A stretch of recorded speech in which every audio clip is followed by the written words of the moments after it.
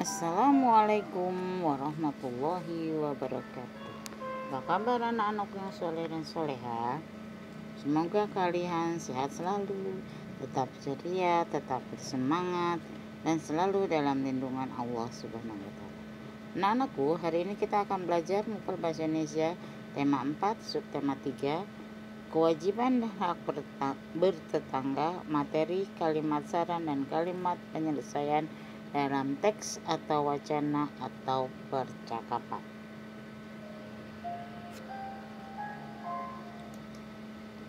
Menemukan kalimat saran dalam teks percakapan. Kita dapat menemukan kalimat saran dalam sebuah teks percakapan. Teks percakapan adalah teks yang berisi pembicaraan antara dua orang atau lebih tentang suatu topik atau masalah. Topik adalah pokok permasalahan.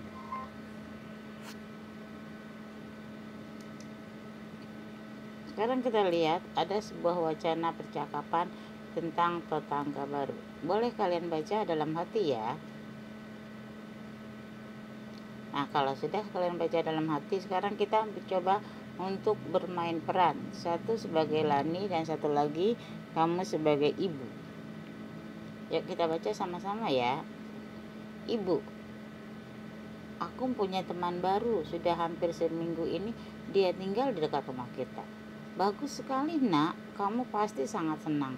Tentu ibu guru berpesan sebaiknya kita mengenal tetangga. Mengenal tetangga adalah kewajiban kita. Betul sekali nak, mereka juga mempunyai hak untuk dikenal. Apakah kamu senang mengenalnya nak? Tentu bu, dia sudah kelas 5 SD, dia pandai menggambar. Sebaiknya kau ajak dia ke rumah. Kenalkan kepada ibu, kenalkan juga kepada teman-temanmu. Tentu ibu, terima kasih mengizinkan aku bermain dengannya. Dari teks ini kita akan mencoba untuk mencari mana sih yang namanya kalimat sarannya. Ya, coba kita cari sama-sama mana sih kalimat saran dari wacana. Kalimat sarannya kamu bisa lihat nih seperti lihat nih di kalimat ibu ya, sebaiknya kita mengenal tetangga, itu kalimat saran ya. Ada lagi nggak kalimat saran selain itu? Coba dibaca lagi, ada nggak ya? Ini jadi ada kalimat sarannya di ketika Lani berkata ya, ibu guru berpesan sebaiknya. Ini sebaiknya ini adalah kata saran. Selain itu ada nggak? Ada lagi ya, di bawahnya itu ada di pas ketika ibu berbicara, sebaiknya kau ajak ke rumah, itu juga kalimat saran ya, seperti itu. Nah, jadi kita bisa melihat kalimat saran dalam sebuah teks percakapan ketika kata itu menggunakan sebaiknya, hendaknya ya, kalau bisa. Nah, itu semua merupakan kalimat saran. Jadi di sini ada dua kalimat saran ya dalam wacana ini. Coba sekarang kita lihat kalimat-kalimat berikut. Termasuk kalimat sarankah dia atau bukan? Kalau saran beri tanda B, dan jika bukan beri tanda S. Ibu, nomor 1 ya. Ibu, aku mempunyai teman baru. Saran bukan? Bukan, berarti S. Sebaiknya kamu mengenal tetangga. Kalimat saran. Mengenal tetangga adalah kewajiban setiap individu. Berarti bukan kalimat saran. S ya. Sebaiknya kau ajak ke rumah. Nah, kalimat saran berarti B. Kenalkan juga kepada teman-temanmu, B ya. Jadi di sini kita lihat ada 5 kalimat, yang 2 bukan, yang 3 iya. Yang kalimat saran itu kalimat nomor 2, kalimat nomor 4, dan kalimat nomor 5. Lanjut ya. Menyusun kalimat saran berdasarkan teks bacaan. Kalimat saran dapat disusun berdasarkan topik tertentu. Kalimat saran dapat disusun setelah menemukan permasalahan dari teks tersebut. Oleh karenanya, kita perlu mencermati teks agar dapat menemukan kalimat-kalimat yang menunjukkan permasalahan. Ini ada masalah satu anak-anak nih. Ibu hendak menyiapkan sarapan. Ibu tidak memiliki beras untuk dimasak. Apa saranmu? Ayo coba, apa sarannya nih ketika ibu kita memasak ternyata berasnya nggak ada. Apa sih saran yang terbaik yang harus dilakukan ibu? Bisa saja, misalnya satu, ibu pergi ke warung membeli beras. Apalagi ayo, bisa nggak? Iya banyak ya, banyak saran-saran yang bisa kita kumpulkan dari kalimat saran. Ibu hendak menyiapkan sarapan pagi tapi ibu tidak ada beras. Itu bisa kita gali lagi, banyak saran-saran yang nanti akan kamu temukan dari kalimat ini.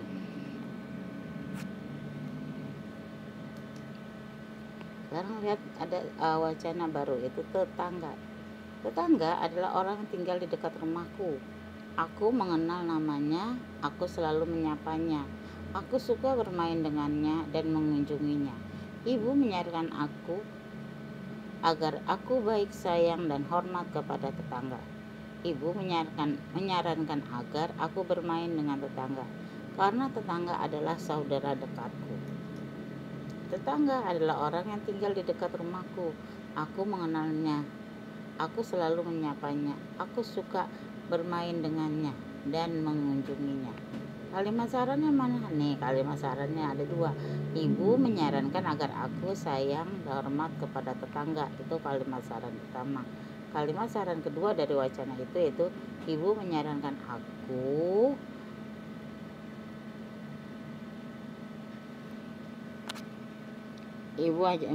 aku agar bermain dengan tetangga, karena tetangga adalah saudara dekat kita. Jadi ada dua ya kalimat saran dari wacana itu gitu.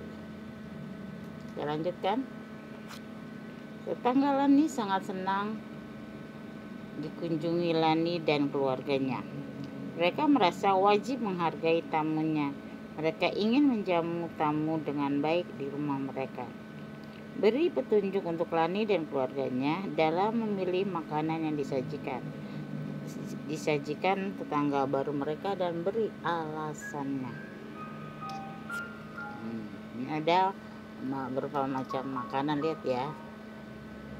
Ada roti tawar, gorengan, manggis, kerupuk, permen, pepaya, pisang, jambu. Mana sih yang harus dipilih Lani dan keluarganya? Bantu yuk namanya menemukan kalimat penyelesaian berdasarkan teks ya. Kita dapat menemukan kalimat saran dalam sebuah teks. Kalimat penyelesaian ditulis dengan bahasa yang santun agar tidak menyinggung perasaan. Nah, contohnya panen rambutan. Lani berkunjung ke rumah Beni. Di rumah Beni sedang panen rambutan. Beni ingin membagi hasil panennya kepada tetangga. Setiap hari tetangga selalu melihat buahnya. Setiap hari ada juga tetangga yang ikut membersihkan daun yang gugur dan bertebangan. Sebaiknya tetangga itu menikmati hasil panen. Pada hari itu hasil panen Beni sebanyak 500 buah rambutan. Ayah menyarankan tetangga dekat didahulukan. Setiap tetangga harus mendapat rambutan yang sama banyak. Ayah meminta Lani membantu Beni. Mereka bekerja dengan gembira. Setelah membaca teks di atas, sekarang berilah saran kalian untuk penyelesaian masalah yang dihadapi Beni. 1. Beni ingin membagi rambutan kepada tetangganya. Ia tidak dapat melakukan sendiri. Nah, saran kita apa nih? Misalnya saran kita, sebaiknya Beni minta bantuan Lani untuk membagikan rambutan kepada tetangga. 2 nih, Beni tidak memiliki wadah untuk membawa rambutan. Ya sama ya sarannya. Sebaiknya Beni meminjam wadah kepada Lani untuk bisa membawa rambutan ke tetangga. Belum semua tetangga Beni mendapatkan rambutan. Apa saran Beni? Sarannya Beni, sebaiknya Beni minta maaf pada tetangga karena jumlah rambutan masih terbatas. Itu ya saran-saran yang bisa kita kemukakan ketika kita menghadapi masalah seperti ada teks di bacaan.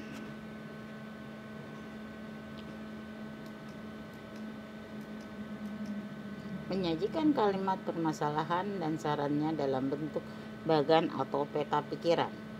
Informasi penting dapat disajikan dalam bentuk bagan atau peta pikiran yang berguna untuk memudahkan kita dalam mengingat informasi. Saat menulis informasi penting dalam bagan atau peta pikiran, menggunakan kata-kata baku dan kalimat yang sesuai ejaan yang benar dalam KKB. Sore hari, Alia duduk di taman yang letaknya tidak jauh dari rumahnya. Alia melihat Bani di taman tersebut. Alia tidak sengaja melihat Bani mencoret-coret tembok pagar tanaman. Tentukan kalimat permasalahan dan berikan sarannya. Ini kamu baca dan berikan sarannya. Ini contohnya nih ya. Ini permasalahannya. Bani mencoret-coret tembok pagar taman. Terus saran pertama, sebaiknya Bani tidak mencoret-coret tembok. Saran kedua, seharusnya Bani merawat pagar tembok. Ini jadi nanti buat dalam 2 saran. Boleh 5, boleh 6, berapa? Paling minimal ya 2 saja ya. Jadi ada permasalahan, ada saran 1, ada saran 2.